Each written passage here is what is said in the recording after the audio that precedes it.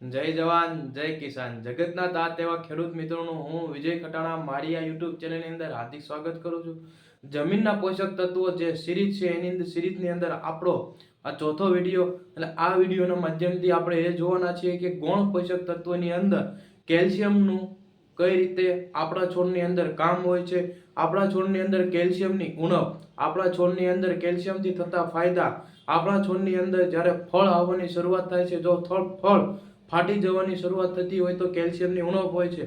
અને આ સમયે જો ફળની અંદર કોષ શક્તિ અને કોષની શરૂઆત અને કોષ દિવાલ સારી અને ક્ષમતાવાળી રહેતી હોય તો કેલ્શિયમની આપણને ફાયદો જોવા મળે છે. વધુ માહિતી જોઈએ તો આજના વિડીયોના માધ્યમથી આપણે કેલ્શિયમ વિશે વધુ જાણવાના છીએ. ગૌણ પોષક તત્વ એટલે કે જે આપણે મુખ્ય પોષક તત્વોની અંદર નાઇટ્રોજન, ફોસ્ફરસ અને પોટાશ અને ત્યારબાદ ગૌણ પોષક તત્વોની અંદર પહેલું એટલે કે આપણે કેલ્શિયમ વિશે જોવાના છીએ. કેલ્શિયમ એટલે કે આપણા મૂળની મુખ્ય પોષક તરીકે કોઈ કામ કરતું હોય તો તે કેલ્શિયમ છે. કોષ દિવાલની કોષ રચના માટે, કોષ દિવાલને ફાટતું અટકાવવા માટે અને કોષ દિવાલની સંતૃપ્તતા બનાવવા માટે કેલ્શિયમની જરૂર પડતી હોય છે. કેલ્શિયમ આપણી જમીનને અને આપણા છોડને બંને માટે ખૂબ જ જરૂરી કોઈ પણ તત્વ હોય તો તે છે કેલ્શિયમ હોય છે. હવે આપણે કેલ્શિયમની ઉણપ જોઈએ એટલે કે કેલ્શિયમની કમી. આપણા પાકની અંદર કેલ્શિયમની કમી શું જોવા મળે છે તો ફળ આવી ગયેલા સમયની અંદર ફળ ફાટવા મળે તો આપણે સમજી જવાનું છે કે કેલ્શિયમની ખામી હોય છે. સંગ્રહ ક્ષમતા ઘટવા મળે છે. ફળ ફાટવા મળવાની શરૂઆતની સાથે સાથે ફળની અંદર સંગ્રહ ક્ષમતા ઘટવા મળે તો પણ કેલ્શિયમની ખામી હોય છે. જ્યારે ફળ કમ્પ્લીટ આવી ગયેલું હોય છે અને કાળું પડી ગયા પછીના સમયની અંદર જો તે સડી જાય અને જો ખરી જતું હોય, કાળું પડીને સડી જાય અને જો ખરી જાય તો તે કેલ્શિયમની ખામીને હોવાને કારણે થતું હોય છે. અને સાથે સાથે ફળમાં જે ડીટીયુ આવેલું હોય છે, ફળની અંદર જ્યારે ફાલમાંથી ફળ બનવાની શરૂઆત થઈ ગયેલી હોય છે તે સમયે ફળ માથે ડીટીયુ આવેલું છે. આ ડીટીયુ કમજોર થઈને જો ખરી જતું હોય તો તે કેલ્શિયમની ખામી હોય છે.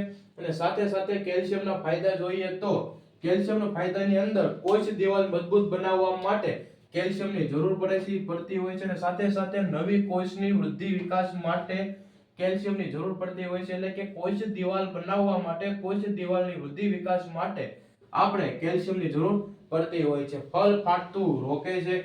ફળ ફાટતું રોકવાને કારણે આપણા ફળની અંદર વજનમાં વધારો થાય છે અને એકંદરે તેમની રંગરૂપતા અને શાઇનિંગતા જોવા મળતી હોય છે. સાથે સાથે રોગ પ્રતિકારક શક્તિ વધારવા માટે આપણે કેલ્શિયમની અંતરુક્ત જરૂર પડતી હોય છે. કેલ્શિયમ સૌથી વધારે કઈ જમીનની અંદર જોવા મળે છે તો મોટે ભાગે આપણને કેલ્શિયમ કાળી જમીન એટલે કે ભેજવાળી જમીનની અંદર આપણને કેલ્શિયમ સૌથી વધારે જોવા મળે છે. કેલ્શિયમનો સારાંશ આપણે ટૂંકમાં લઈએ તો મજબૂત મૂળ, સારી ગુણવત્તા,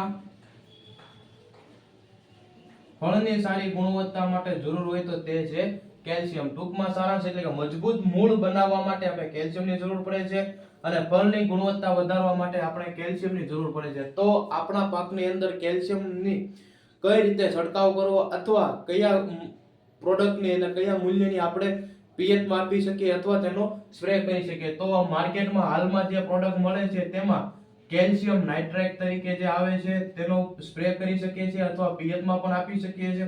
સાથે સાથે કેલ્શિયમ અને બોરોનને જો આપણે પિયતમાં અથવા સ્પ્રેમાં આપી શકીએ તો પણ આપણને સારો ફાયદો જોવા મળે છે.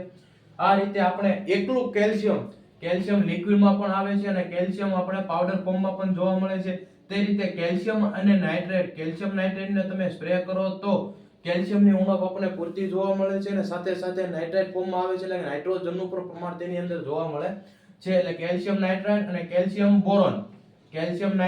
કેલ્શિયમ બોરોન આ બંનેનો આપણે છંટકાવ પણ કરી શકીએ છીએ અને પિયતમાં પણ આપી શકીએ છીએ. આ બંનેમાંથી કોઈ પણ એકનો ઉપયોગ કરવાથી આપણા પાકની અંદર કેલ્શિયમની ઉણપ પૂરી થઈ જાય છે અને સાથે સાથે બોરોન આવે છે એટલે ફાલ ખરતા અટકાવવા માટે બોરોનની આપણે જરૂર પડતી હોય છે. આવી જ અવનવી માહિતી જોઈતી હોય તો મારી YouTube ચેનલને તમે આજે જ લાઈક કરો, શેર કરો અને સબસ્ક્રાઇબ કરો. જય હિન્દ, જય ભારત.